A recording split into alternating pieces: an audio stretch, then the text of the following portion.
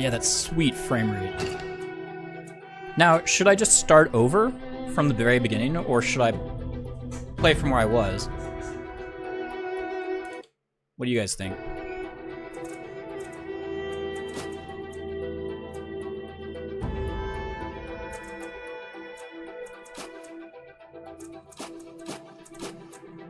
Because it's been a while since I played this anyway, so I wouldn't mind starting over.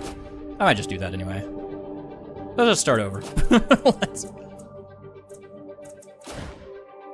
start.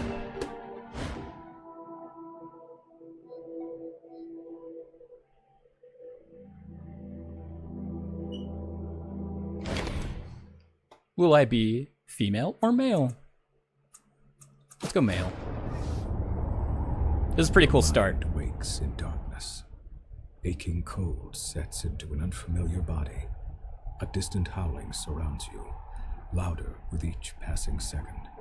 Insistent and invisible hands slap and tear at the membrane that protects you. Your first emotion is an involuntary and formless panic. You feel you have forgotten something important, as if it once meant the world to you, but the details slip away as you grasp at them. You force your eyes open. Do I look at this body, or do I look around? I want to look around. A white-pink fleshy cocoon surrounds you.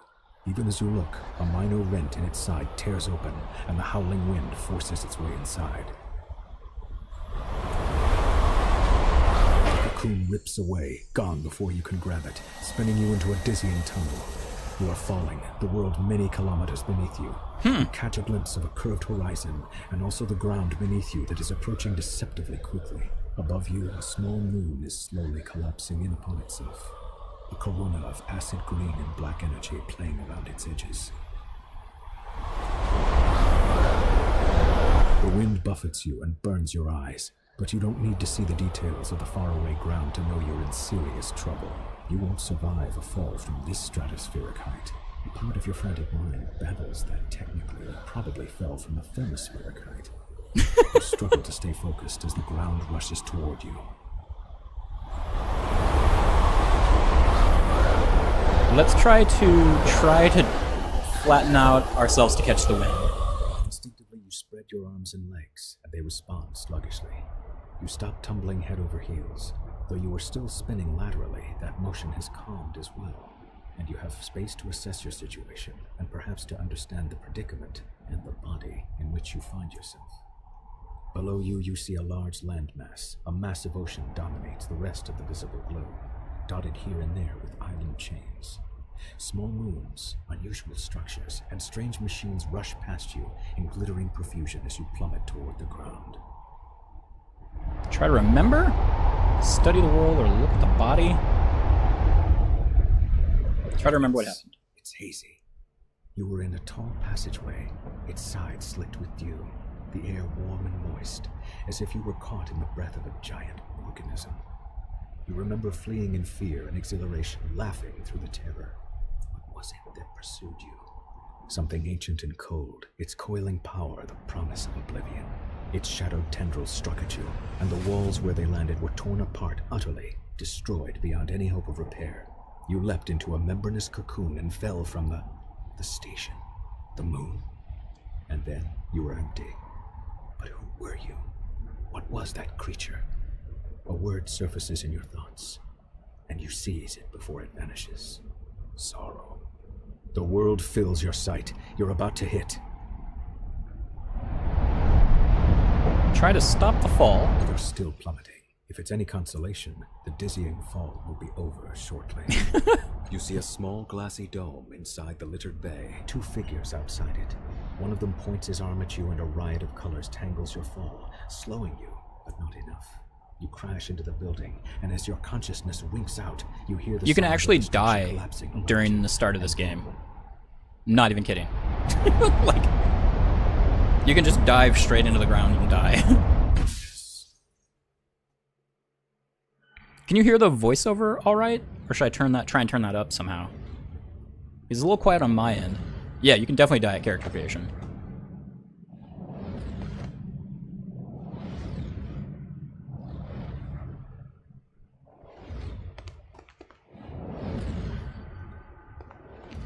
Perhaps turn it up a little. Let's see what I can do. Well, next time it gives me the option to, I guess.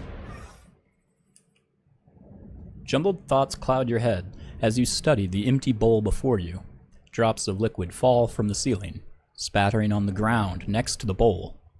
The light from every drop is reflected in the bowl's rounded hollow, as if it hungers for that light and needs to be filled. Yet the bowl remains dry. Another drop falls from the ceiling and splashes across the pylons, wasted. Do we just use our strength and push it? Or do we examine it? I'm going to examine it, because I'm careful. You trace your fingers over the slippery, overlapping scales that spiral up from the bottom of the bowl. The sharp-toothed rim plucks at your skin. It's going to be tricky to move this bowl without slicing your fingers on the edge. You might have to put some effort into it. Reflected light streaks across the surface of the bowl as another droplet falls from the ceiling. Examine it again. The slick, overlapping scales, hungry edges nip, flesh, drying and drops, polished. Okay, might. Carefully move the bowl. I don't need the tutorials. But, so we have a pool of might we get to keep, and it takes a while to refresh them. And we can use them to increase the chance that we have of moving this. I'm going to just make it 100, because I don't know what happens if you fail. You carefully take hold of the bowl, probably take damage from slicing our arms on it, avoiding the teeth on the serrated rim. With a deep breath, you move it over the glowing pool of fallen light.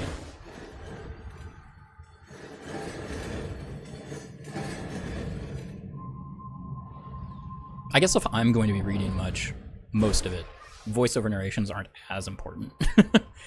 Drop by drop, the bowl fills, ripples spreading over the blurred outline of your reflection. A pale blue luminescence stretches into the corners of the room.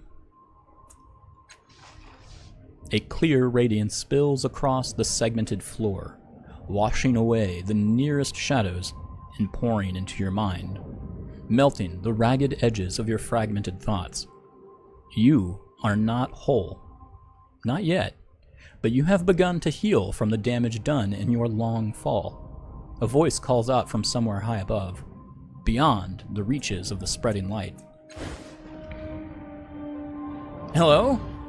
Are you still alive down there? We're up here. I can't read fast enough. Build a path using that thingamajig. Alright, now I want to see if I can do some options. Control sound. Yeah, I had voiceover volume really low for some reason. I thought it was 100. Why would any of this be low?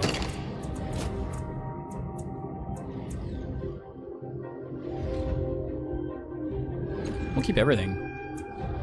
Good and loud. Not loud, but audible. So this zooms out, and this zooms in.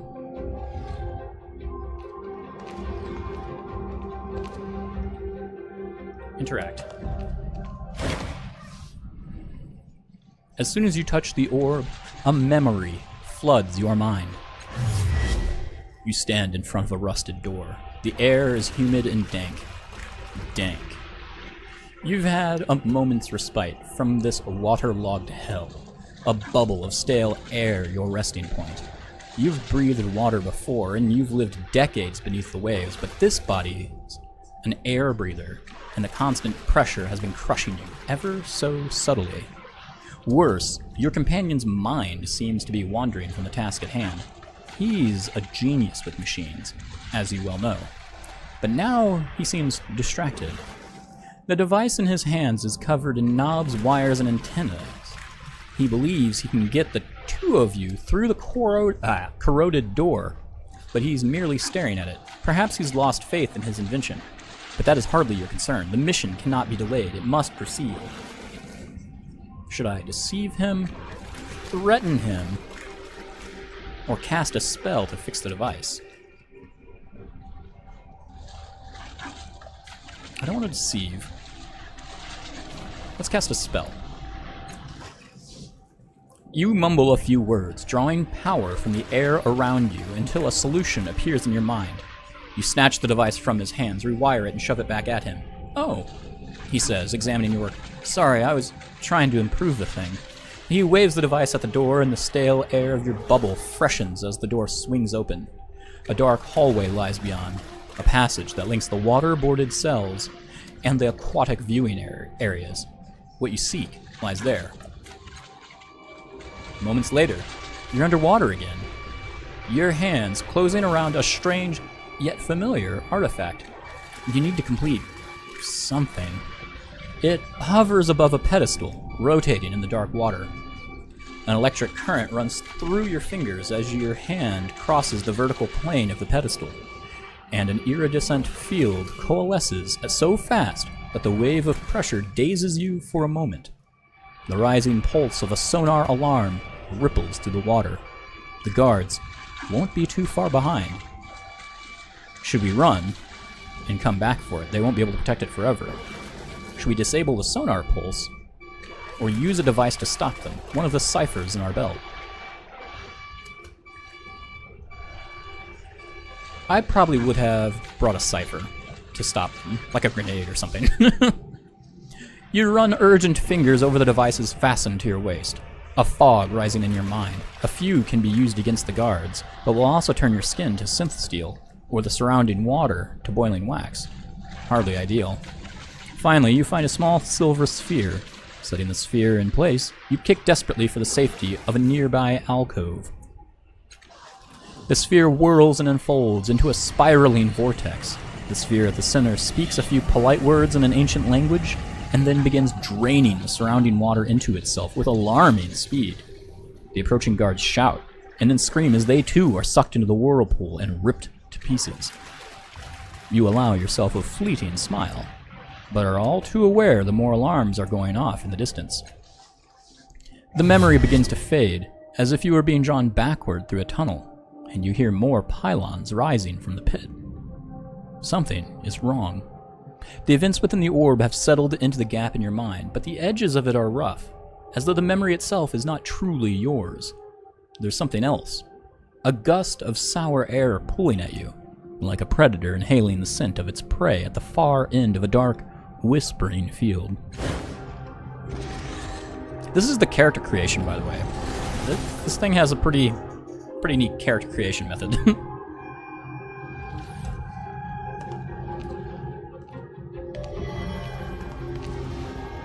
There's another orb up here we're gonna go look at. The mirror looks strange, as though what you see in it is real, and you're the reflection. That's kind of bizarre. My name is The Last Castoff, which we know little or nothing about yet. The light around the door's frame dims and flares like a roaring fire in a high wind. No sign or symbol tells you what might be behind this enormous door. A dull chill radiates from its bronzed, segmented surface, and the thick metal wheel seems frozen in place. Countless scratches and wounds mar the surface of this door. Someone made a great effort to get inside, to no avail. You stand beside a woman on a verdant crag. Beneath the two of you is a broad plateau towering above the overgrowth far below. Strange machines have been built into the cliffside, presumably for reconnaissance or defense. A metallic disc gleams from the center of the plateau. Your self-aware, humanoid machines drill into the base of the cliff below. You were looking for a sanctuary, and you were, desperately. And this seems like the right place. I don't know about this, the woman says, her voice flat, neutral, her voice turned away from you. What makes this place any more secure than the ones we've found? Draw her attention to the hidden details that your more experienced eye can see. Use the charm to persuade her. Convince her with the wisdom of your superior intellect. Let's do hidden details. You shade your eyes against the bright sun so that you can point out the thin bands radiating out from the metallic disc, how the energy from those bands affects the local fauna, suggesting an enormous source of prior world energy. She thinks deeply. It's geologically sound? You have run the sounding samples and checked the strata? No major caverns or weaknesses showed up on your resonance scans? She waits for your affirmation and says, all right, I'm convinced. The two of you sketch your plans for the sanctuary, drawing schematics and architectural diagrams. Then, you descend onto the plateau to examine the open ground. The woman suggests having one of the servitors build a shelter for your time here. You try to draw one of your constructs away from its task, but it doesn't respond to your voice. When you lay a hand on its shoulder to reinforce your command, it whirls and strikes you across the face with inhuman speed. It turns back to its task, ignoring you. Your companion helps you rise, laughter in her eyes. It seems your construct has other ideas. Well, what's the matter with it? Use the Numenera integrated into the construct's body to overwhelm the behavior malfunction. Okay, so before we get too much farther, it might be easiest if I explain what Numenera are.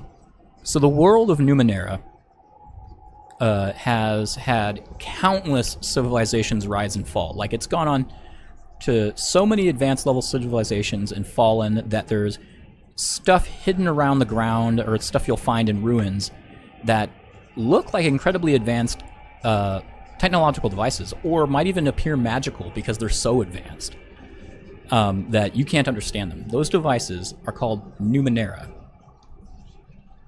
So, for example, one of the ancient races, which nobody knows anything about, must have gotten so advanced that they saturated the entire planet in nanomachines, because they've saturated the entire planet. Like, the ground has nanomachines in it. And so the magic users aren't actually like casting magic, they're like taking control of the nanomachines that are in the ground and all around them. It's kind of neat. So let's say we have a Numenera that we're going to use.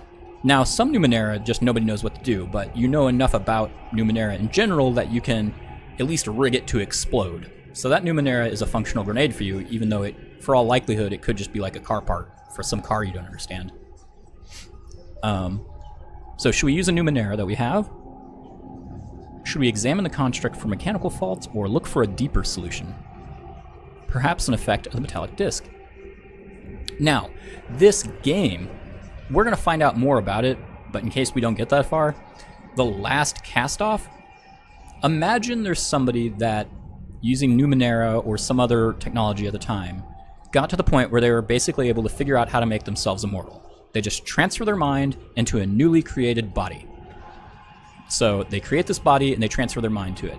The previous body is a cast-off and still lives. It comes back to life. Might have memories of its past lives, might have skills from its past lives, but for all intents and purposes is a separate person with a separate personality. Like, they're not the same person anymore. The person that transferred their mind, they're the same person. So this person transferred their mind so many times that they basically lose their humanity. And they've got thousands of these cast-offs. We're called the last cast-off because we were literally just cast off. We fell from the sky from when he abandoned us and moved into another body. And so now we're trying to figure out who we are. So let's look for a deeper solution, perhaps in this weird metallic disc we saw. A mist falls onto the plateau as you wrap a fiber-shielding mesh around the construct's skull. The mesh powers up, protecting the construct's mind from any trans-dimensional emissions that might be in the area. Taking a deep breath, you repeat your command. Acknowledged. It obediently trundles to the side of your new shelter. Oh yeah, I kickstarted this game, actually. It's from the same developers as Planescape Torment, which is my favorite game of all time. Whereas Planescape Torment's overarching theme is, what's the best way to put it? Planescape Torment, what? They phrase it a few times throughout the game. My mind's just drawing a blank. Yeah. What can change the nature of a man is the theme of Planescape Torment. And the overarching theme of this is, and it's kind of like, what's the difference one man can make as well in Planescape Torment? Whereas, like, can things you've done in the past ever change? Can you ever become a good person or a bad person? Whereas this one's like, What if you are every man? A dagger to the gut would be a reasonable answer in Planescape Torment. I'll have to play it on stream. It's a really fantastic game. Block by Jagged Block, you stagger, clutching your head. Reclaiming your memories hurts. And once more, there's something else. Hairs lift, one by one, on the back of your neck. Something beyond this room can sense what I'm doing. And it's hunting you.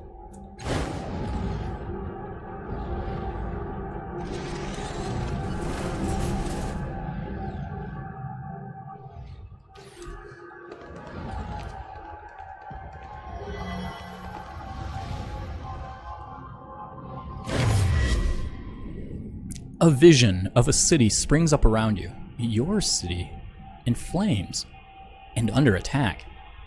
Her defenders have fought and died all day, and still the attackers keep coming. They fight as if your destruction were demanded of them.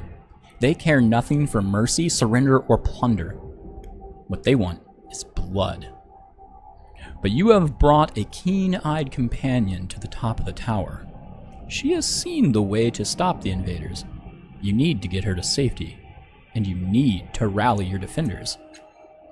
But even as you turn towards the door of the tower, two of the attackers descend from a hovering machine.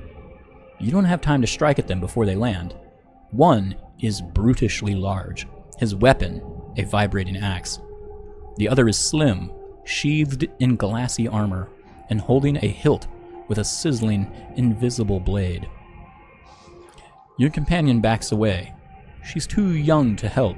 Your enemies advance single file, confined by the parapet. Should I trade blows with the giant? You can handle it, at least for a strike or two. Or duck under the giant's swing and attack before you can strike. Fight defensively. Figure out who presents the greater threat. That's what I'm going to do. The memory seemed crystal clear. The giant is menacing, it's true, but the invisible blade of his companion is more worrisome still. The energy field that flickers and wavers around it suggests that she can carve matter at the molecular level, tearing pieces of her target into nothingness. Yeah, well, there's not set classes in this game. We're building our skills. Yeah. Like, it's gonna be pretty neat. There's no, like, specific classes, like, you're a mage, you have these mage skills. It's kind of a classless system. She's stuck... if you're to save yourself, your best bet was to tackle her first. She's stuck behind the giant, waiting her turn to attack you, unable to bring her weapon to bear until he's out of the way. But it's clear that she expects him to handle you, and her eyes rove behind you. Her focus on your ward. She's certainly not expecting you to dive between the giant's legs, come up inside her guard. She can't bring her blade to bear in time, and you drive your dagger up under her chin. You catch her before her deadly blade drops onto you and spin her around. The weapon slashes into the giant, and he topples, bisected. The immediate threat ended, you focus on finding a way back to your allies. You open the tower door and rush down the stairs. The door at the base of the stairs is slightly cracked, opening just a bit into the hall, and you hear many more of the enemy soldiers beyond. Hurl yourself at the door, knock on the ground, crack the door, sneak past them, charge through them, counting on your defenses to protect you. Let's sneak. No. Let's knock them to the ground. You charge through the dim shadows, dropping your shoulder into the door at the last minute. It bursts open. Halfway through its arc, it crashes into the pair of enemy soldiers, scattering them. You race through the door, blade in hand, and you dispatch your stunned foes before they have a chance to move. Their blood begins to pool in the hallway. The memory begins to fade, and you find yourself back in your own body. Your temples throb with the racing force of your heartbeat, and the reclaimed memories blaze within you like a bonfire on a mountain peak, visible to every predator for kilometers around. A tremor rocks the floor beneath you, as though a massive fist has struck the room itself. Swaying on your feet, you see frantic movement within the borders of a mirror at the edge of a room. Edge of the room.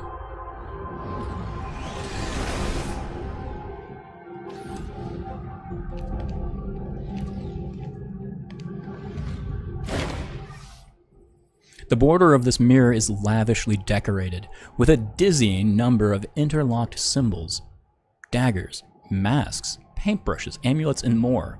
But that's nothing to compare to what you see in the glass. You see a vast crowd of people, exact doppelgangers of you, shoving, arguing with, and fighting each other. Most are drab imitations of you, but a precious few are vivid and pull at your attention. Each of them bears an intricate pentagonal tattoo on their head. In their eyes, their actions, you see the memories you discovered within the orbs, and the choices you made, shining like distant stars. Your hand twitches at your side, and though some of the bright doppelgangers ignore you, an even smaller number immediately turn to you, waiting for you to choose them and learn what you might become. A rumble shakes the room, and a slow vibration spreads from the darkness below, rippling towards the ceiling. Point at the doppelganger with the clever eyes. Point at the doppelganger with a mystical symbol on its brow. Point at the doppelganger observing all the others. I like the mystical symbol one, and I like the observing others one. I don't know what to pick. Let's go with, let's observe. Sidling around the edge of the unruly crowd, the doppelganger cautions you to silence with a finger at its lips. Together, you scan the room and its inhabitants, noting every potential hazard and hearing every drip of strange liquid in the depths beneath your feet. Quietly, the doppelganger waits for your decision. Yes, that is who I am. The remaining doppelgangers scatter for the edges of the mirror and vanish. Your chosen identity steps forward. Its appearance changes as it steps out of the rippling glass. Its face exudes intelligence and confidence. Shadows of several devices shimmer all around it, technology of several kinds, from a myriad of past ages. You get the feeling you, would be comfortable with all of it. The word nano sounds in your mind. I gained the descriptor, observant. Your doppelganger continues walking, stepping into you, filling you, making you whole. Your decision rings out into the cavernous room, awakening and unlocking vast mechanisms behind the walls. Suddenly, a grotesque noise rings through your shared worlds, like a bell, if bells could rot. Something is coming.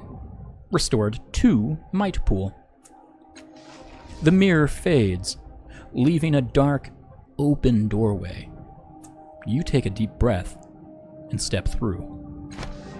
Character creation! Your choices in the memories in the mirror have begun to build your character, but now you have the opportunity to decide on a number of details.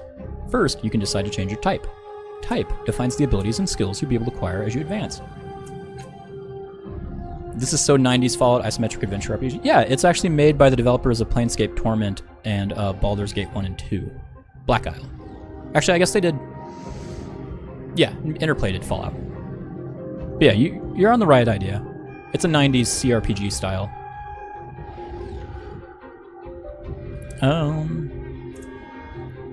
Nanos are sometimes called mages, wizards, sorcerers, or witches by the people of the Ninth World. That's the current world, they say. Whatever they're called, nanos master the mysteries of the past to the degree that they seem to perform miracles using esoteries, which are spell-like invocations that combine gestures, command words, and psychic disciplines. They tap into nano spirits, numinous particles that suffuse the landscape to alter reality or learn things that they couldn't otherwise know. Our abilities unlocked: concentration increase. This gives me a +1 training level in concentration, which is nice. Cipher limit increase, which gives me more ciphers, which are the devices we can hold on. Yeah, you could have hit the nail on a little harder had you said Planescape Torment. But that's about it. Like, you're pretty close. Onslaught, an esotery. Choose a damage type, and we deal 5 damage of that type and confer a minor additional effect based on the choice. Ooh. Nice. And we also get 2 to our intellect pool, 5 health at each tier after first, gains 2 abilities at each tier. You can pick 1 lore skill at tier 1. I am cool with this. So these are the things we got from making those conversation choices. If we can check the others and see what we would have gotten from them. Like a jack, or let's see, a glaive. They're more the warrior-y type. Opportunist and practiced in armor, so we'd be able to wear armor. We get a shitload of health.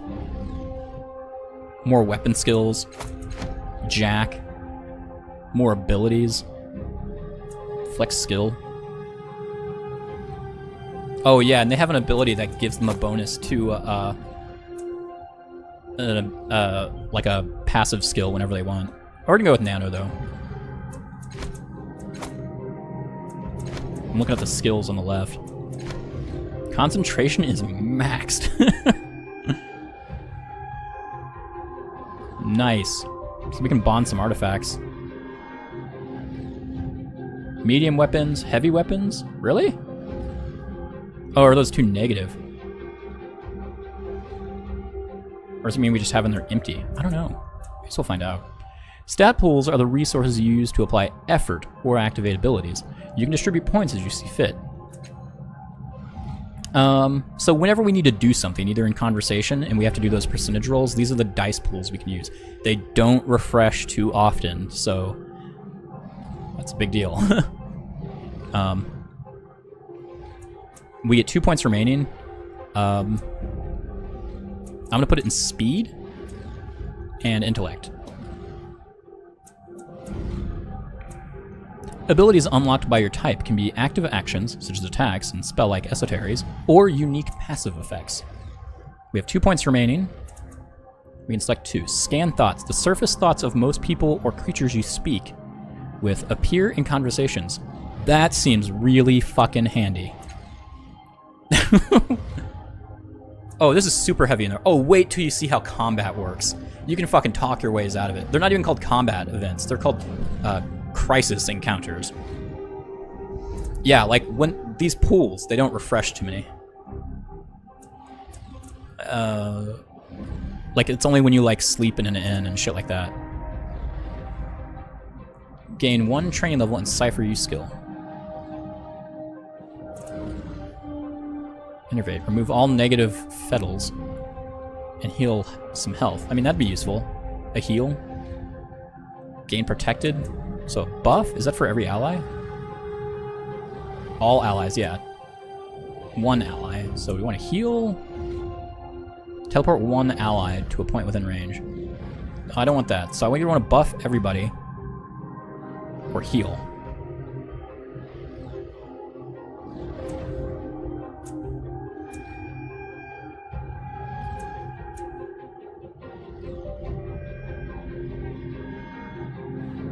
I guess we're gonna go with adaptation. Buffing everybody seems really handy.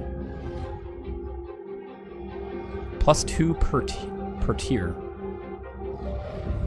I don't know, resourceful might be useful too.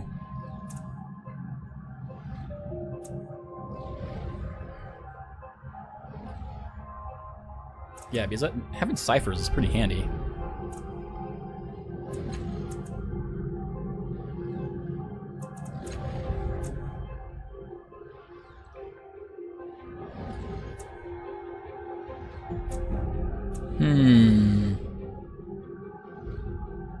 Does that ever get better? No.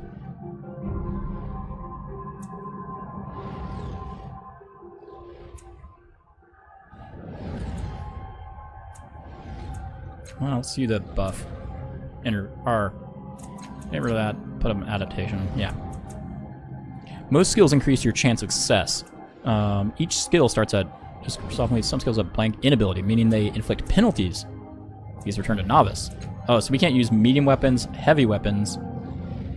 Yeah, minus 15% penalty if we use heavy weapons or medium weapons or run. That's funny. We need an exploration skill. Do we want to know lore about machinery, natural world, or mystical? I mean, mystical and machinery seems real fucking useful. Oh, we only get to pick one. I'd rather have the physical sciences, machinery. Let's do that. We get no weapon skill training. Although you chose your descriptor from among many doppelgangers, you now have the chance to view the specific bonuses and penalties it grants. We got perception, training, and we got -1 in running. That's fine. We're good.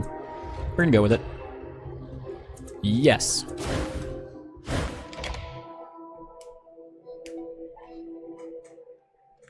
Ugh.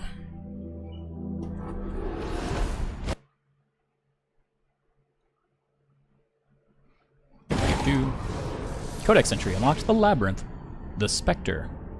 Everything about this spectral figure seems dreamlike. He is a hazy silhouette who seems to be made of blue glass smoke. He wears stylish, well-cut clothes. His handsome, bearded face seems hauntingly familiar, though you've never seen him before. He breathes a sigh of relief when he sees you. We weren't sure that would work. We pulled our strength and channeled it through me to reach you, to wake you up. He glances at the other figures here and frowns unhappily. It took more out of them than we thought. The other reflections, they're more like shadows now. Look, I bet you've got a lot of questions. The whole place is basically your mind. Your body's still out there in the real world, healing from that fall. You need to get out there and finish the process. It shouldn't be too hard. Before I met you, it felt like something was haunting me. Do you know what it was? He closes his eyes. That's a memory I don't want to recall. Large, black, furious. It's our death. It's the sorrow. He closes his eyes. I hope it's lost interest in you. If it finds us, we're done for. You said I had to finish the process? What do you mean by that? After you wake up from this dream state and attune to the tides, you'll need to find something called a resonance chamber. Your body should have landed somewhere near it. Just climb inside and everything will be fine. Who are these other people that you called reflections? That's what they are. As I said, it's your mind. You'll find reflections of people you knew, people you met in the real world, and with whom you shared some kind of psychic connection. I don't know how or why, it just happens. If this is my mind, why don't I remember it? It's your mind. It's a construct built to, I don't know, share thoughts? Store your true self? Wait, you know how people say, in the first place? This is definitely the first place of your memory. Well, it was the first place for me anyway. You'd probably know better since it's yours. If you don't remember now, maybe it'll come to you later. Who are you? He pauses to look down at himself, considering a long time before answering. I'm you. I'm a part of your mind. A splinter. I was waiting here for you. We called you with the memories of the others who are here. I don't know what happened next. What do you mean attune the tides? Tides they're like a force. Like gravity or magnetism or something, except they respond to people's actions and perceptions. Your body, that is. Your body in the real world needs the tides to survive. It's not something you need to worry about. Your body will attune as it wakes up. How do you know all this? All that you're telling me? He throws up his hands in frustration. I'm just a part of you. I look at you and I know this place was made for you. For us. And I remember pieces of knowledge that come to me when you ask a question, but that's it.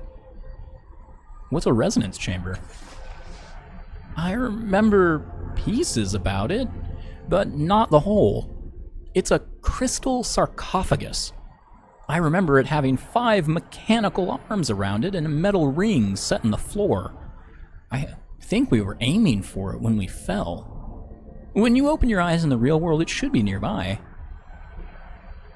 So, how do I get back? There's a portal down there. It'll take you to your body. Just step through it. The whole tides thing should take care of itself. He crosses his arms. But when you wake up, find the residence chamber and activate it. Then we can... What in the hell is that?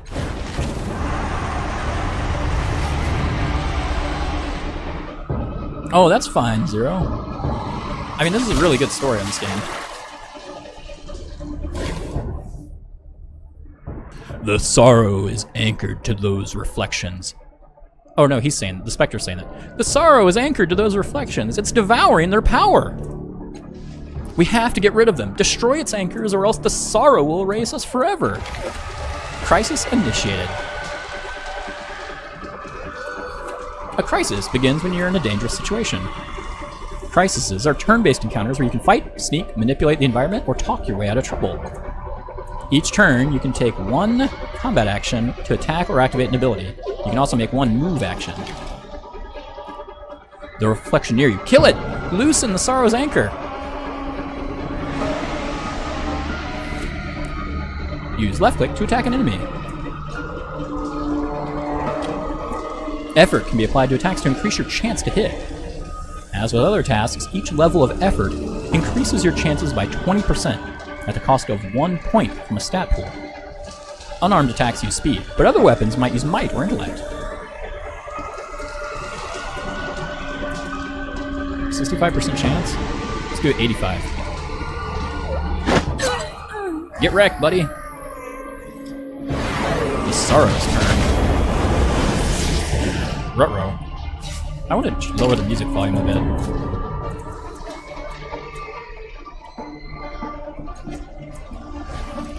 There we go.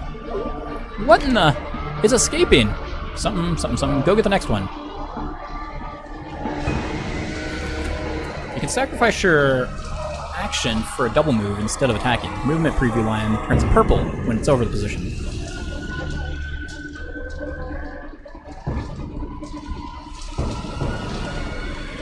How do I... I've already forgot. Oh my god. Hide Onslaught.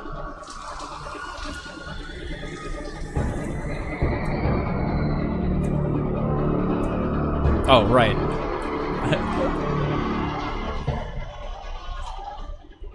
How do I move? Oh, I gotta select myself? Oh shit, I already moved. Well, shit, we're zapping this guy then. Let's do,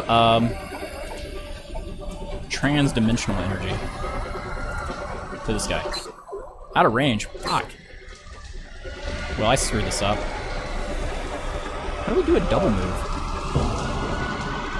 What the hell? They're not action points. It's like Fallout. It's just you get a movement and an action. Hold on. Why did it...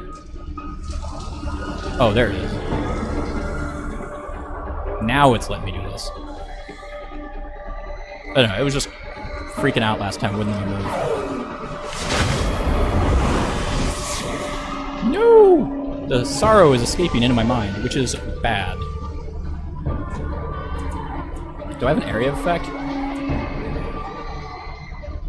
One enemy, medium range. We're just gonna punch him. When I apply effort, it also increases the damage.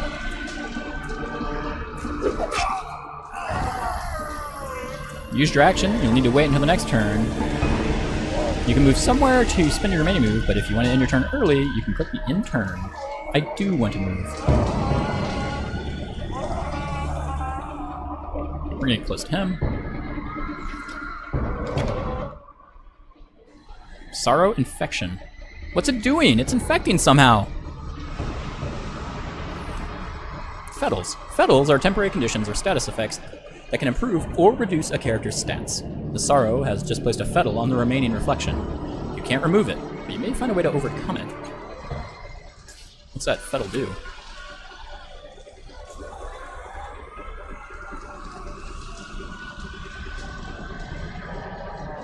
I don't know if there's a way to check and kind of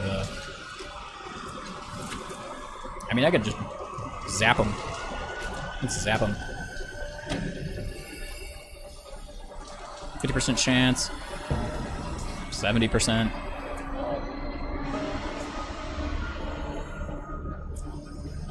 Nah, we don't want that. armor stat reduces physical damage. The Fetal of Sorrow placed on the character has boosted its armor by 10. You will absorb 10 points of damage from each attack. Reflection's armor is now too high for you to overcome with an unarmed attack. Skist. The reflection is protected somehow. You need to find a way to hit it even harder. Grab that piece of mirror glass. It might have enough residual energy to kill the reflection. I'm just gonna zap him.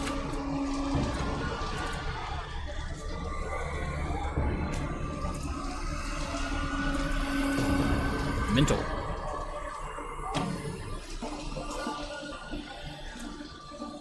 Bam. Armor's not gonna protect you from a psychic attack.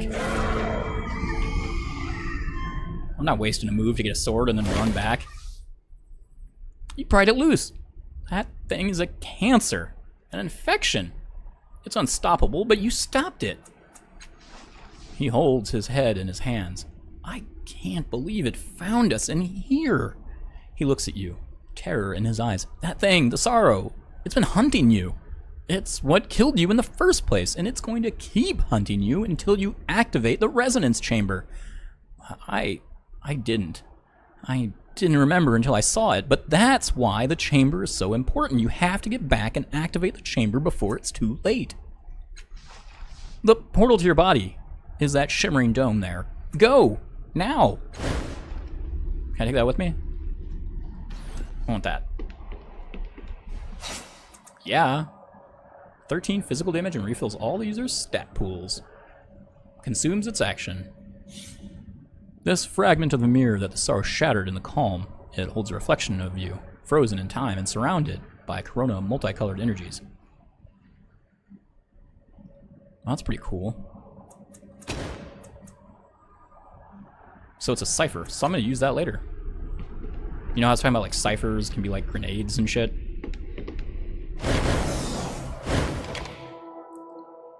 Well, that's gonna refill all my stat pools and do a shit of the damage. Where did he fall from? His body smashed to talc. It's a wonder he's still breathing. All I saw was the corona, not his origin point. But look, See why? he's healing Cipher. already. Spontaneous regeneration. Wait, I know that face.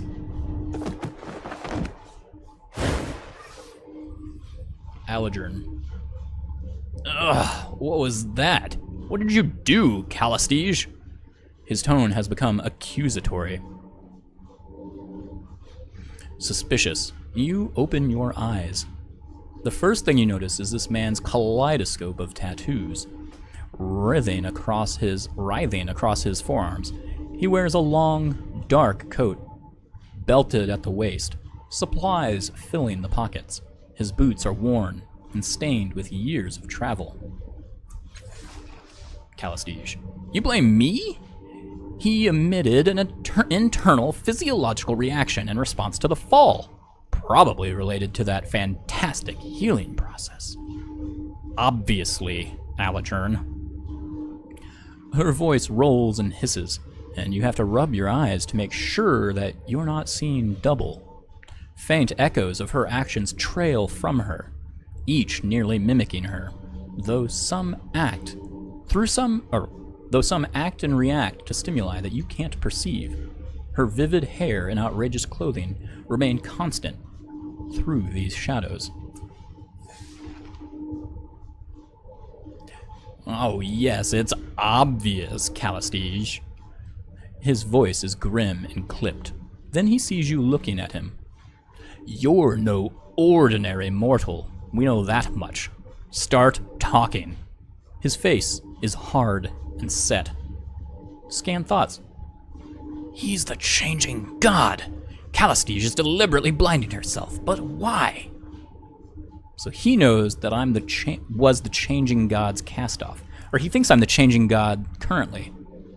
So we're gonna come to this spoiler pretty quickly anyway, but the person that can swap bodies I was talking about earlier has gotten the name the changing god, because after tons of these iterations, he has become immensely powerful. Just absurdly. Or she, I guess. It's been women before. We don't know who they are currently. So, and I may not have been good. We'll find out.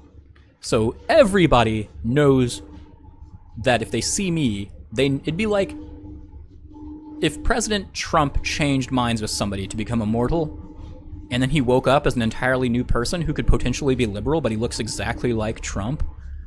Everybody would recognize them as the previous asshole Trump and not know that the changing God changed bodies again. So that's what I'm scanning right now. Was I dead? You fell an incredible distance, yet here you are talking. Do you really not... He cocks his head to the side. You don't know, do you? I'm starting to think you're not him. Starting to think, Allergern? Tell me. Is it a novel experience? Scan thoughts. Allergern's being more paranoid than usual. How long must I put up with him? It is kind of like Knights of the Old Republic, but it gets a lot weirder. Because Knights of the Old Republic, it's kind of like a, spoilers, to find out who you actually are. But in this, you know who you were. You know, you can meet some of the past cast-offs. We will meet them, in fact. And we'll get advice from some of them. It's potential for some of them to join our parties. As we advance on our quest. This game is pretty complex as far as the story goes. It's his face. I've never seen any other people rebuild themselves like that. Only the changing God could have healed so quickly. Oh, it's Allergen that was talking. It's his face. I've never seen any other people rebuild themselves like that. Only the changing God could have healed so quickly. He sighs and rubs his face, trying to regain his composure. Maybe you could help me for a change. You know what this means to me. You're familiar with the word changing, Allergen? It implies inconstancy. Thus, the changing God may have, changed. Several versions of her shrug, and she addresses you. You'll have to forgive him. He believes you're someone he once knew, even though it's painfully obvious to anyone that you are newly born. Her most solid self curtsies, while others bow or spin. I, and my sisters, am Calistige. This is Allergern. We are explorers, knowledge seekers. That's how we came to be in this room. If I'm not mistaken, you are what we call a cast-off. The changing God created you, body and mind. Your sire used your body for a time, and then abandoned it for reasons of his own. When his mind departed for a new experience, you were born in his cast-off shell. What? Who is the changing God? Ha! That's something coming from you. She gives him a sidelong glance. The changing God is your sire, dear. He discovered a path to immortality long ago, a means to transfer his self to a new body of his own creation. I don't think he knew, however, that when he abandoned one body, another mind was birthed to fill the void he left behind. Oh, he knew all right. He eyes you up and down coldly. The only thing the changing God cares about is himself. He doesn't give a single thought for those he leaves behind. Scan thoughts. He sees us as experiments, not humans. So, are there other cast-offs? Dozens, hundreds, who can say? Your sire has been doing this for several centuries.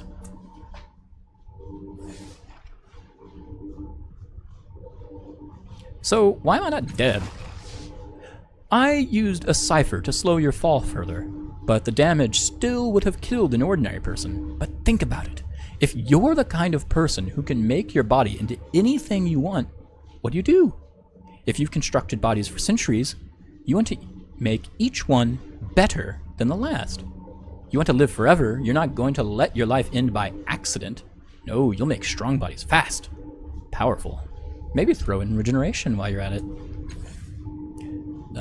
Changing God has always been vain. He rarely stays long in a shell that doesn't suit his self-image. She looks you up and down, her smile suddenly unnerving. Perhaps the changing God fled because he didn't want to wear those scars of yours.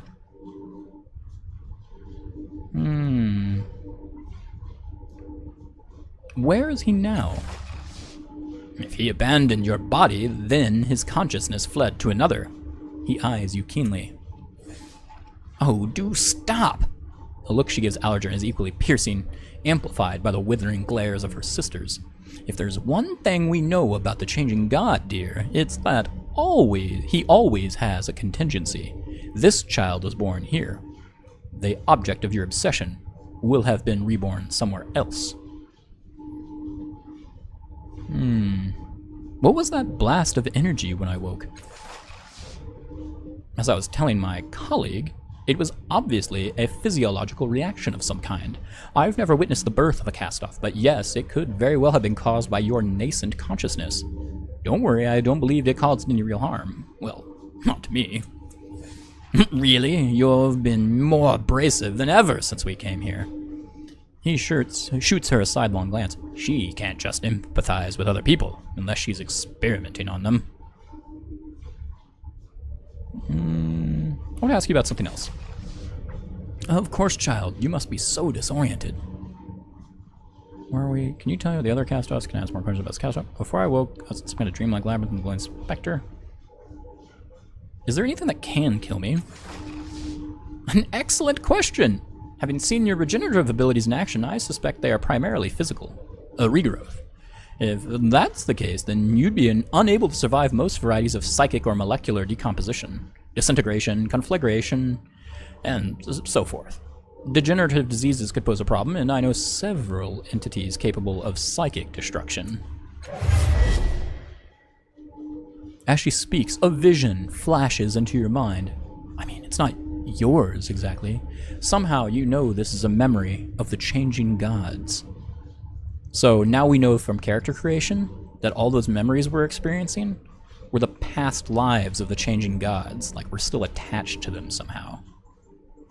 You are in a dark room, lit by the myriad of blinking lights and holograms from the many machines surrounding you. What about a body that can withstand the sorrow's attacks? Says a voice. It seems to be coming from one of the machines. No, you reply. The thing has no respect for barriers of any kind. Physical, temporal, psychic. This is the only way. With a series of gestures, you bring up an image of a crystalline pod. If the resonance chamber works, it will give us the power to stop the sorrow's hunt once and for all. We just need the right focal point. A catalyst. The memory fades. Callistige is still talking. You realize that the device you saw in the memory is identical to the one behind you now.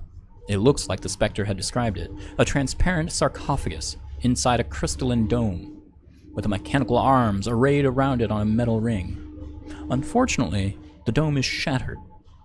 The sarcophagus is cracked, and one of the arms is in pieces on the floor. Whatever its function, it clearly needs repair. Or flesh-eating viruses. One presumes disfigurement by the Iron Wind would likewise be devastating enough to... I think he gets the point, Callistige. Sorrow. Who's the Genie God? Do either of you know how to fix that crystal chamber? Allergen chuckles. Then, firm and certain, he says, not likely. Though it might not be impossible, you need people with the appropriate knowledge. I'm sure the cult of the changing god will hold the answer. Her distaste is evident in the expressions of her echoes, although the face of the one in the lead remains carefully impassive. You'd turn to the insane to help a newborn? Where's your judgment, Allergen? I would take him to the Order of Truth. The Order of Truth? Are you mad? They would sooner take us apart. Well, what's the cult of the Changing God? Despite what she says, they're not insane, they're eccentrics. She laughs, but he soldiers on. They're worshippers of, well, of you, or your sire.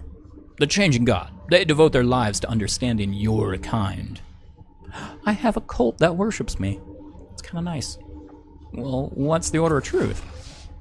Knowledge seekers. They learned who try to wrest secrets from the hearts of the prior worlds. They gather in the city to exchange their findings and help humanity to build a brighter future. She smiles brightly. Our friend Allergern here was once one of them. Frauds, quacksalvers, and charlatans. They don't have all the answers, and I'd not trust them with the Changing God's secrets.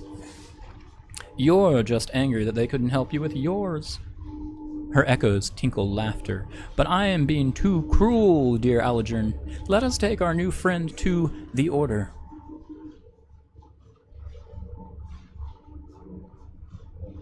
Allergern, would you take me to the cult of Changing God? A wise choice. Your worshippers aren't likely to cut you apart, and they're sometimes fools, but they collect knowledge and data. They'll tell you more than you care to know about, whoever you are. They could give you good counsel.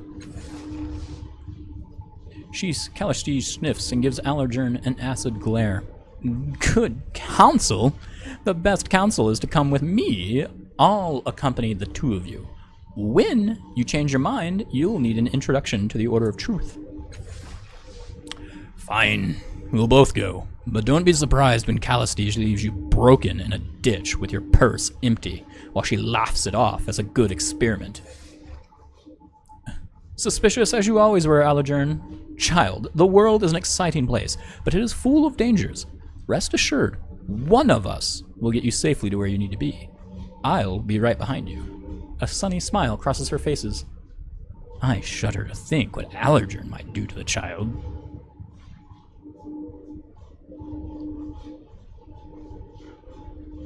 Alright, let's go. You've gained your first companions. They will follow the last cast-off and can be controlled during a crisis. You can speak to them about their past and take advantage of their unique abilities and skills.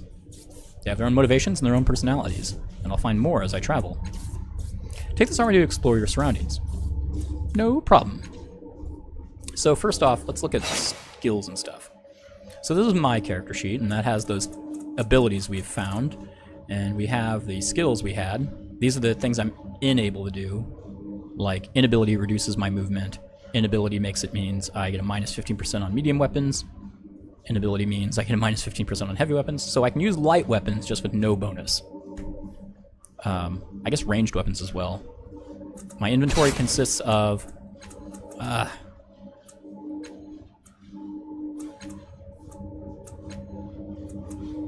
cipher limit. After a certain amount of ciphers, problems arise. I'm positive everybody would like this game. I love this damn thing. I haven't beat it yet. I've only gotten out of the first area, so that's why I didn't mind restarting. And by first area, I mean like the first town. We haven't made it even to that town yet. Clothing. So, I don't have any weapons. Probably for the best. Allergern here has some armor. No, just cloaks. Hey, no, this counts as armor. Did this count as armor? It gives me resistance. And his weapon is a big mace. She has some clothes. She gets armor. I don't get armor. And a frickin' gun. Called a buzzer. The small mechanical device fits comfortably in a human hand. It fires thumbnail-sized razor-sharp discs. While these devices are sometimes made from scavenged Numenera, skilled artisans can create them from raw parts. They're fairly common, though still valued and dangerous. So we can see her character sheet. She's also a cunning nano who pierces realities. Allergern is a hardened nano who fights with his demons. And I'm an observant nano. So we're all nanos.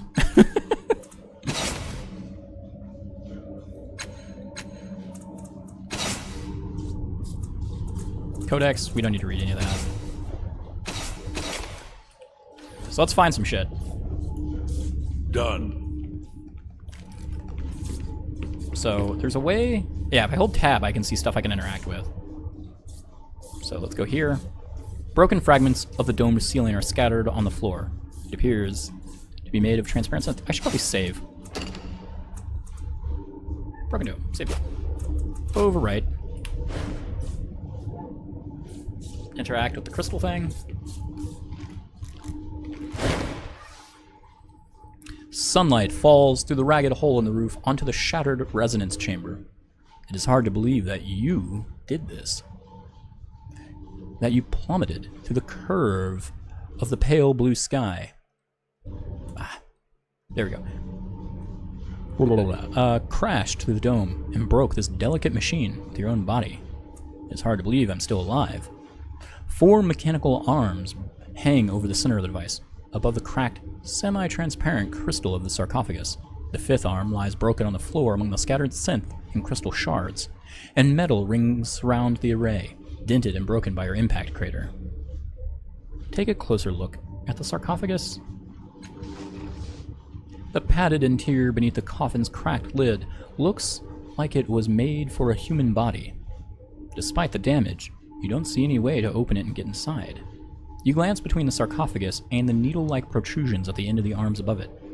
It seems likely that this chamber would not be a pleasant experience. Examine the suspended arms. Cables run from machines along the dome's walls to the base of the suspended arms, each of which is capped with long needles aimed at the cracked coffin-like chamber at the center of the platform. Gem-like lights flicker dimly across the bases of the arms. Inspect the metal ring. You feel the slightest hint of resistance every time you cross the ring, and now you're paying attention. You note that your breath is echoing in your ears, as though you were inside of a glass dome. When you step outside the ring, the feeling passes. Lore, machinery. You kneel to inspect the broken section and take note of the field projectors inside. They're omnidirectional. The ring exists to protect anyone standing... My throat's already getting dry. The ring exists to protect anyone standing inside it, but also to contain tremendous amounts of power. Examine the shards. Jagged fragments of crystal are intermingled with synth from the shattered dome above. The crystal shards glitter in the light like captive suits. Perception. See how like all those abilities affect things? It's kind of neat. A faint scratching sound draws your attention to 2 crystalline chunks near your feet. As you watch, they tumble gently into each other and meld, their disparate angles flowing together like water. After a moment, they part again, trailing shining threads of living crystal. It seems that the resonance chamber can heal from certain wounds, but not from the amount of damage you've done to it. Pick up one. Shit, yes! Crystalline shard, light melee weapon, 2 physical damage and +2 per effort applied. It's a speed-based weapon, which is good because we have speed in our pool. You scavenge from the shard, the Changing God's resonance chamber. It's sharp. It can serve as an improvised weapon. At the rim of the crater, you find a sliver of crystal, sharp as a dagger on one end and smooth on the other. Might make it usable as somewhat crude weapon. Step away. Let's go over here. And examine this. We've got some shen, which are usually metal, but can be made of glass, plastic, or substances that have no name.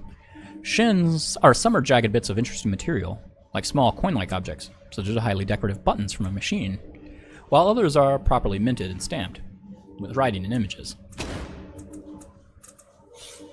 Encephalic Rush heals 3 points of intellect, and consumes my movement.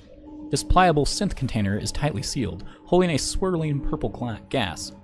The purple substance is harvested from a vast structure buried beneath the sands of the Beyond, which seems to constantly replenish, though it is hard to gather.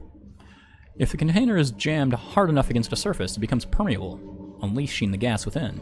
The original purpose of the gas is not known, but when inhaled by a human being, it provides a rush of mental energy. So we're going to take that. And Fleetfoot Moss. The moss-covered pebble looks almost ordinary, as if it were lying on the ground it would be difficult to spot. But the moss shifts in unexpected ways, and the pebble vibrates.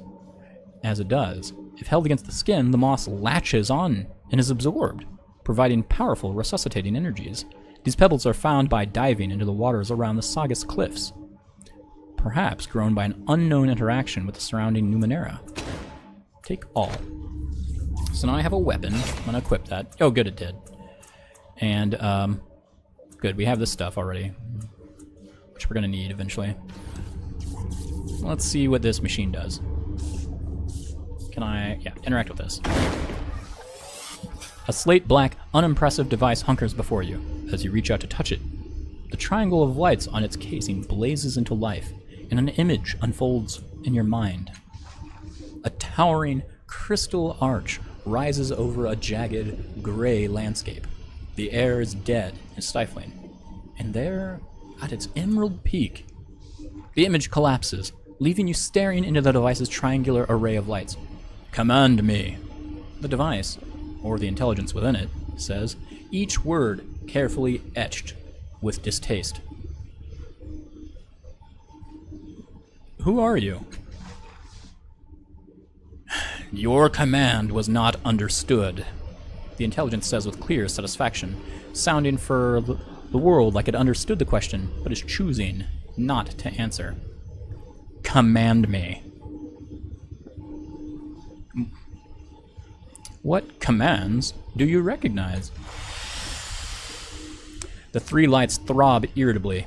Heated air sighs from the device's vents, and then a towering list of commands races through your mind, far too fast to read. You rub your eyes, groaning, and the intelligence chortles. Command me, it says smugly. Show me the list of commands again, slower. If anything, the list pours through your mind even faster than last time. Command me. Examine the outside of the device.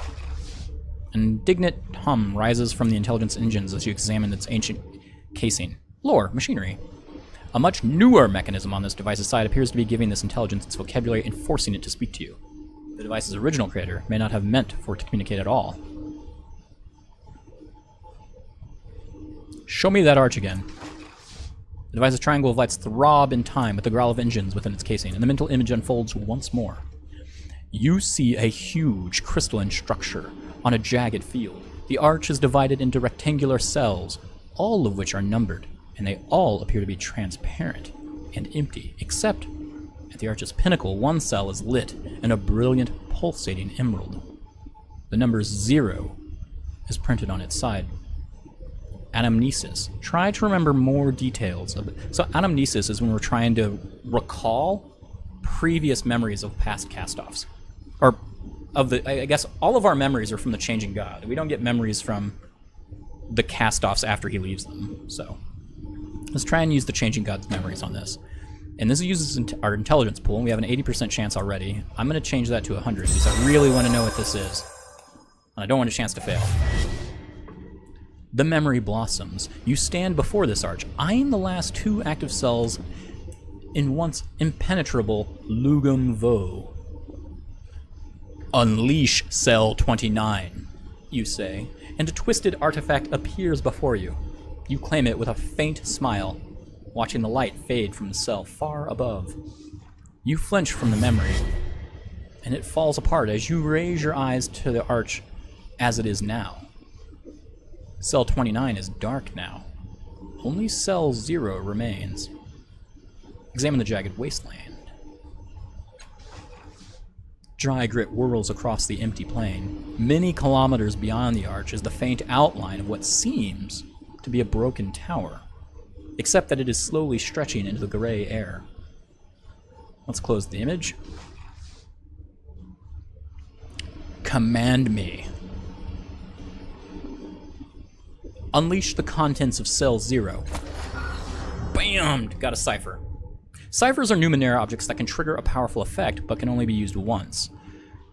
Ciphers and your cipher limit score are displayed in a special section of the inventory screen. Let's see what this one is. Unstable detonation cipher.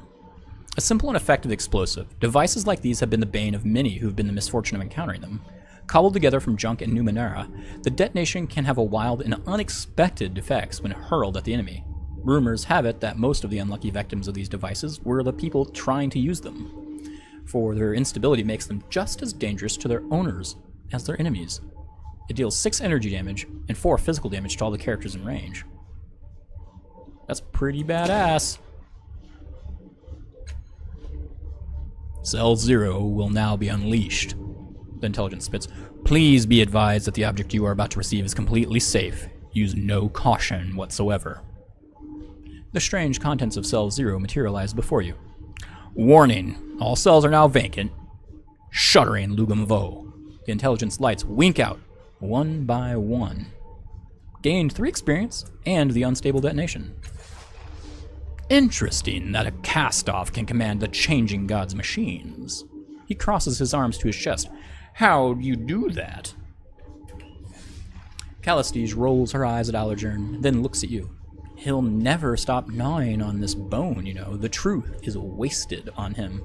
She gets a glint in her eye. Though I admit out of curiosity, how did you do that? I remembered something. I don't think it was my memory, though. Residual memories of all the past consciences? Truly fascinating. Hey, NGZ! How are you doing this morning? We are still up from last night's stream. We were playing a lot of Quake Champions. Now we've moved on to Torment, Tides of Numenera, to slow down and end the night.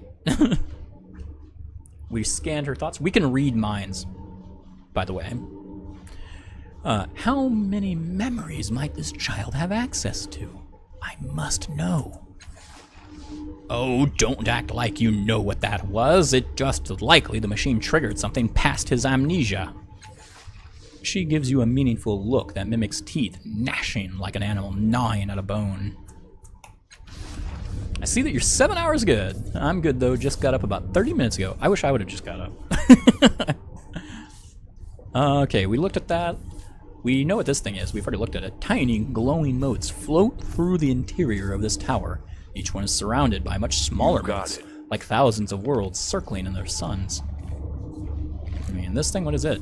The flexible tubes that are attached to this machine appear to be later additions. Someone cobbled it together, but its functions are unclear.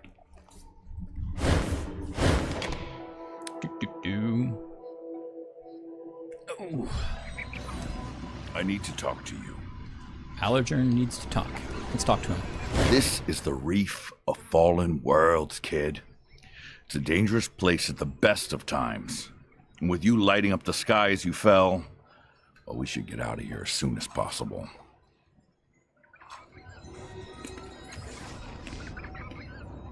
Oh, she does get voice acting? Probably because I didn't pick her. I was like, this is a safe time for me to eat almonds.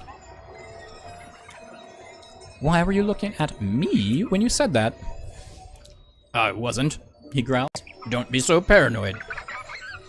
But when she isn't looking, he raises his eyebrows at you knowingly.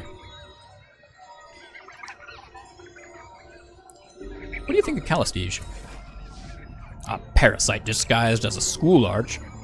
Don't be surprised if she betrays you before the day is done.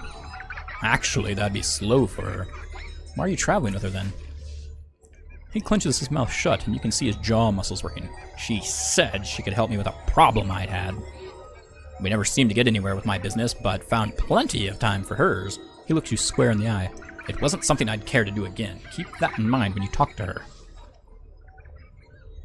Can you tell me about your tattoos? They look alive. These? They're nothing. Call them a consolation, if you must.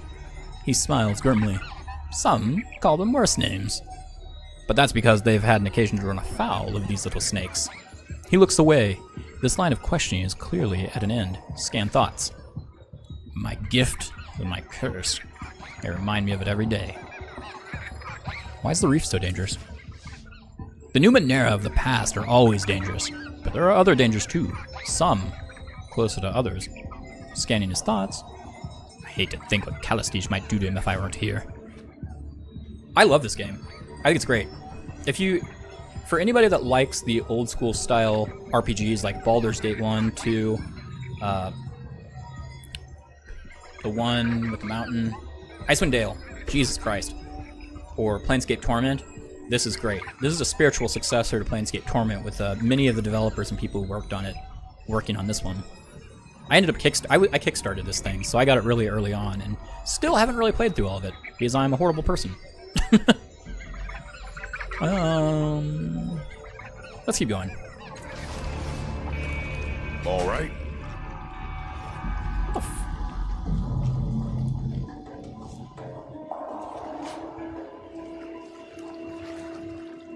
The cat just fall off the fucking...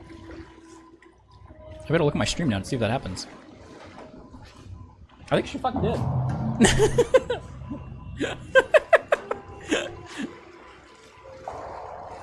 You okay, Steven? Come here. You okay?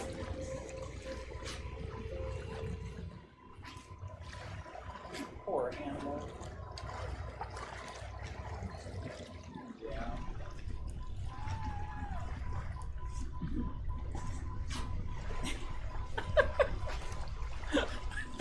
The cat fell asleep on top there by that lamp.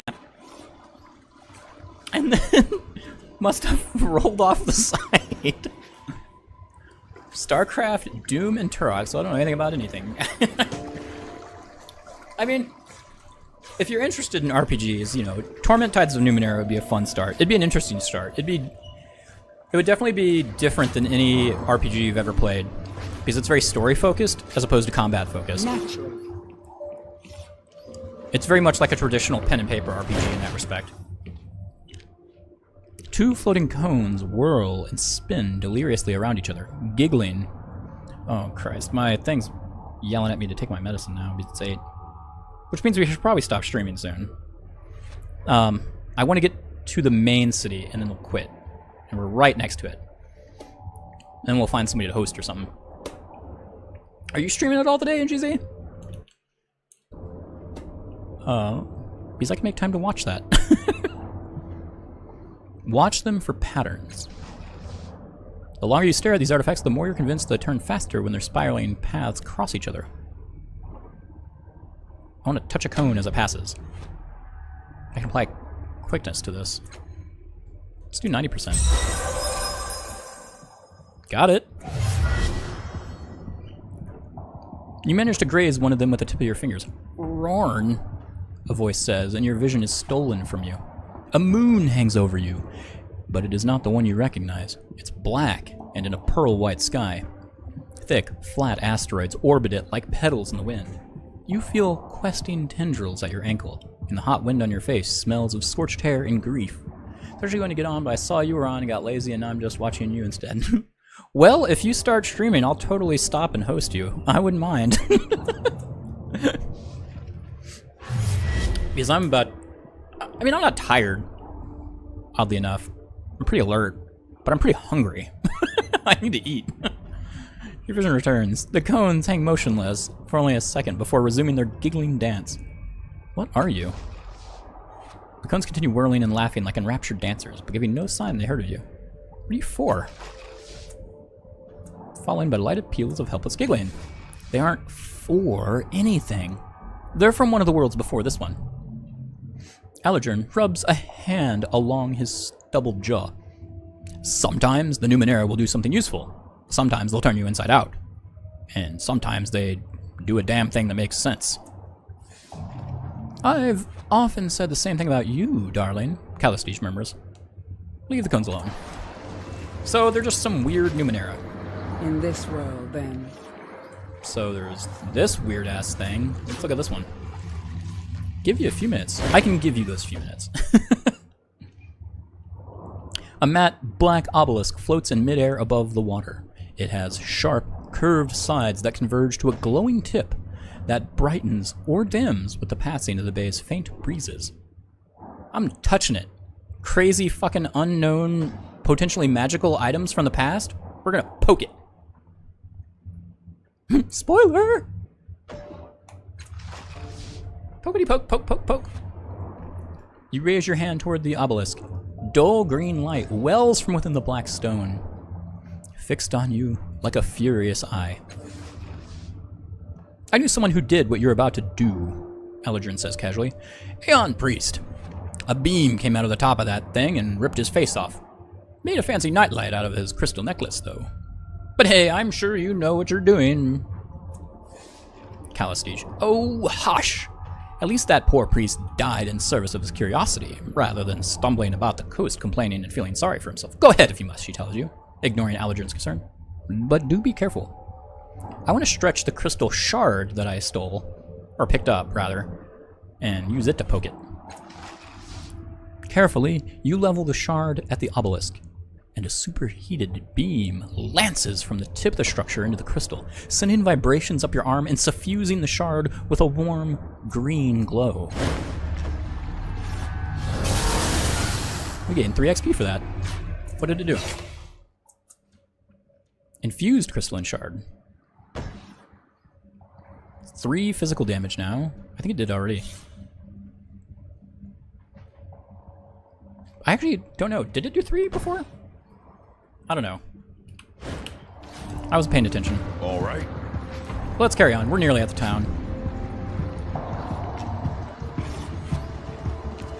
I'm gonna move this. Of course. Actually, move this way. There we go. There we go. Okay. Examine? I'm just too much Numenera. You can feel the ground shudder with its vibrations, even though it's hovering. Of course. Okay, we're gonna save.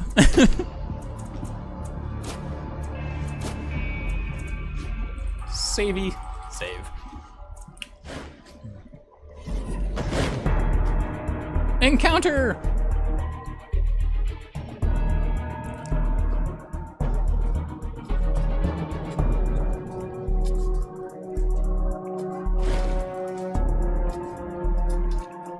Koro, as you step into what looks like the back of the enormous construct, 4 strangers approach you. In the lead is a wiry man with parallel scars running from cheek to collarbone on the left side of his face. He's about to say something to you when he notices Callistige. Scan thoughts. He's the star, or he came out of it. But what does Cal have to do with this? Cal! I thought you'd sworn off trawling into the reef. Have you found anything tasty? His eyes travel up and down both of you, and Allergern. Odds and ends, Koro. Nothing that would interest you, I'm sure. Her words are calm, but she has gone quite still. Scan thoughts. What is he doing here? He has something up his sleeve, I know it. What do you want? Right to the point, this one, isn't he? I know most of the draft that scavenges the reef these days, but it's rare pleasure to see a new face. His smile is disarming. So, the flashes you're seeing are Steven. She's gone back up to that lamp and is tapping the lamp, which makes the bulb flicker. And that's where she fell off before, so I find that funny. Like, she fell clean off the damn thing. She's gonna fall asleep on it again, and probably fall off again. All I want is information. A falling star landed near here not so long ago. I don't suppose you were around to see it. I don't trust them. Allergern hisses in your ear, but loud enough that Callistige can hear too. Any friend of hers is a cheat, a killer, or both. What does that say about you, dear? She gives Allergern a venomous smile.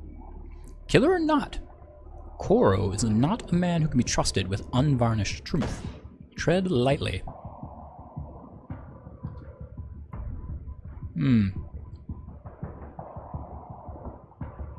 What are those gloves for? Or ask him about his scars. Or should we lie to him? Let's ask about his scars.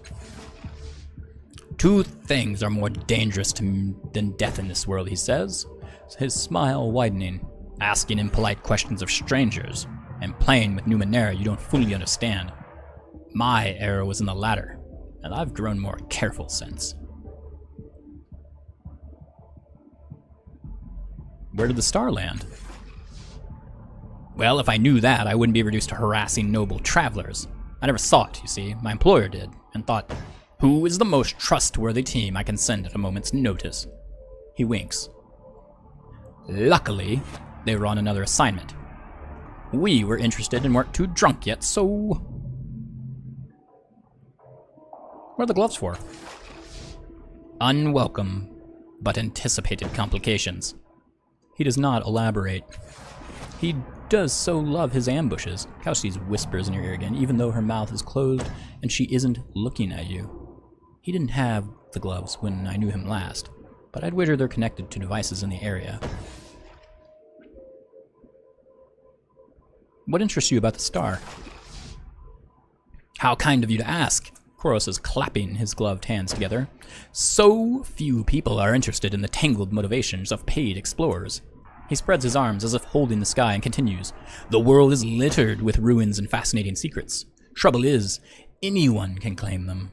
But when something falls from the sky, that's rarer. And a man can make his name off such a find. He pauses and then adds, we're also being paid quite handsomely, if that helps. Out of chat. Where's the falling star?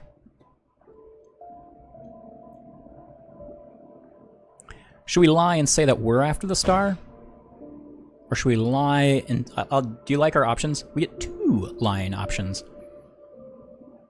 I can say I saw it, but I don't know where it landed. I think that's a more interesting lie. Let's do that. I am not good at lying. Neither is Allegern. Neither is Calastige. But she nailed it when we gave it a 20% bonus. Koros studies you for a long moment before sighing. All right, he says. Well, do let us know if you spot anything of interest. I'd like to say we'd pay for the privilege, but if we were rich, we wouldn't be down here, would we? Scan thoughts. If he's not telling the truth, then he's a fantastic liar. Guess I was wrong. Did you see that? That was a combat counter. Nice thinking, kid. That would have been a fiasco. You figured out why they were here, right? Scan thoughts. I knew I couldn't trust Calastige. This is the last time I make that mistake. They saw me fall from the sky and came to investigate. Oh, sure. And they just had that ambush ready to go at the same time as we're leaving. No, kid. Calastige sold us out. Excuse me? Are you suggesting I had something to do with Koros' plans? Scan thoughts. Oh, I cannot abide his rabid paranoia a moment longer. Are you suggesting you didn't? An old friend of yours just happens to be waiting for us, armed and outnumbering us, as we return from our greatest find the reef has seen in years? It's too convenient for me, too convenient by far. Of all the idiotic, paranoid delusions, you don't really believe this, don't you? You really believe I'd use a half-wit like Koro to stab you in the back rather than do it myself? You see, kid? She'll stab you in the back. First chance she gets, most likely in your sleep. He throws up a hand, forestalling Calastige's retort. Look, I don't care. Fact is, I can't trust you anymore, and I wonder why I ever did. This is the last we travel together. I've got enough to worry about without having to watch my back 28 hours a day. He turns to you. Are you coming, kid, or what?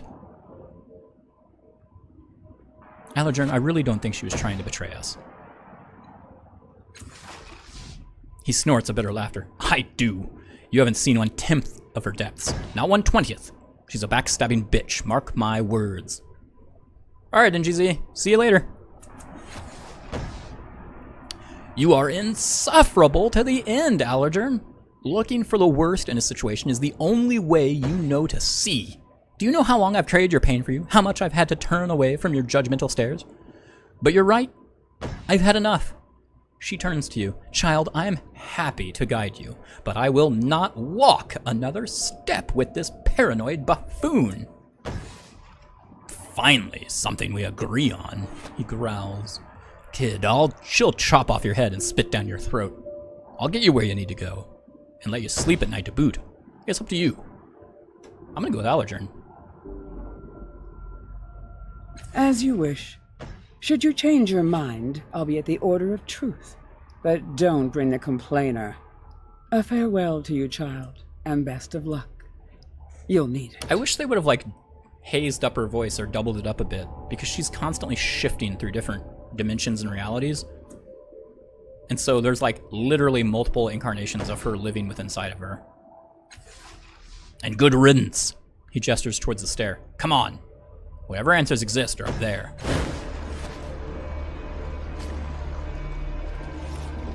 Alright.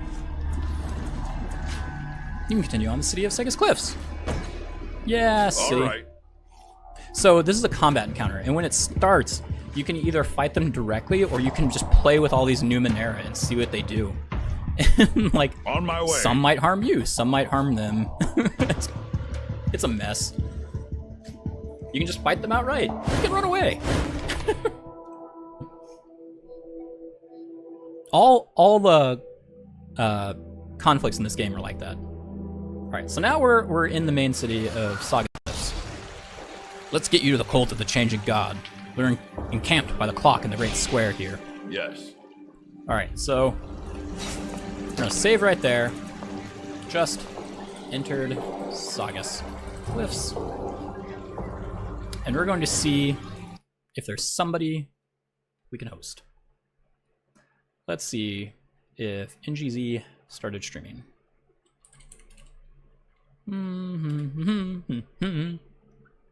I'll send a host over to him, watch there for a bit, make myself some breakfast, and enjoy the morning.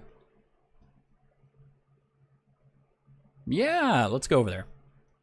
Thanks everybody for watching. It's all the Quake champions and Torment, Tides of Numenera. I'll be sure to play more of at least Quake later on. What is today, Sunday?